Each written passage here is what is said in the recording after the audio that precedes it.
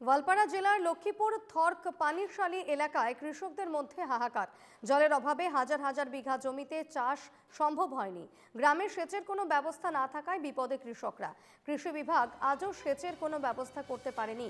কিছু কৃষক নিজেদের খরচে জমিতে সেচের ব্যবস্থা করলেও সেটা যথেষ্ট নয়। জলের অভাবে হাজার হাজার কৃষক চাষের কাজ শুরুই করতে পারেননি। লক্ষ্মীপুর থেকে আমাদের প্রতিনিধি জহুরুল ইসলামের এক প্রতিবেদন দেখুন। দেখো, এই মুহূর্তে রয়েছি আমরা অসমের গোয়ালপাড়া জেলার যে থর্প পানিশালী একটি আহ, পাথারে। সেই পাথারের দৃশ্য আমরা এনকেটিভির বাংলার দর্শকদেরকে দেখানোর জন্য চেষ্টা করছি যে এই থর্পর পানিশালীর যেগুলো সাধারণ কৃষক, তারা আসলে বছরে শুধুমাত্র একটি আহ, চাষ করেই তার উপরে নির্ভর করতে হয় তাদের পরিয়ালকে। কেননা ধান চাষ করে সেই ধানের উপরেই আসলে এই এই এই দৃশ্য হচ্ছে গোয়ালপাড়া জেলার যে থর্ক পানিশালীর। এরা পানির জলের অভাবে আসলে যে চাষ, সেই চাষ করতে পারছে না। এখন হচ্ছে আসলে ধানের যে ধান রোপণের সিজন, কিন্তু সেই সিজন এদের সম্মুখে এখন চলে যাচ্ছে। কেননা যে এই বিশাল যে পাথার, সেই পাথারে শুধুমাত্র বছরে একটি বারের জন্যই এরা কৃষি চাষ জমিনে চাষ করতে পারে। এই মুহূর্তে শুধু তাদের মাঝে হাহাকার চলছে। কেননা যে নেই বৃষ্টির জল, নেই কোনো সরকারি ভাবে যে আসনি, যে জল যোগান আসনি, সেই আসনিও নেই। এই মুহূর্তে এই গ্রামের এই সাধারণ কৃষক আমাদের সঙ্গে রয়েছে, তার সঙ্গে আমরা কথা বলার জন্য চেষ্টা করব। দাদা, আমরা দেখতে পাচ্ছি যে আপনারা পাথারে চাষ করতে পারছেন না। করে নাই, তার মানে আমার পানির বহুত কষ্ট হয়েছে।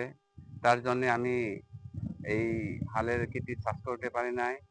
আৰু আমাদের এই শালি কৃষির কারণে আমার নির্ভর আমার গাঁৱৰ কিছুমান মানুহগিলাৰ অভাৱ অভিযোগ বেছি আছে। কারবা আছে 2 বিঘা, কারবা আছে 1 বিঘা। তার কারণে এই কৃষির কারণে আমার বহুত কিবা হয়ে আছে, তার অসুবিধা হয়ে আছে। তার আমি কৃষির উপরতে আমার নির্ভর। আমার এই কৃষি যদি না করে বছর আমার কোনো ভাত নাই। এখন সরকার যদি আমাকে যদি মরম আদর করে বা এই পানির কারণে ব্যবস্থা করে, তাহলে আমার বহুত সুখ হব। আর সরকারেরও কিবা হব। ইয়ার কারণে আমি সেইটাই কই আর কি, আবদার জানাচ্ছি আমি সরকারকে। কি বলবেন দিদি?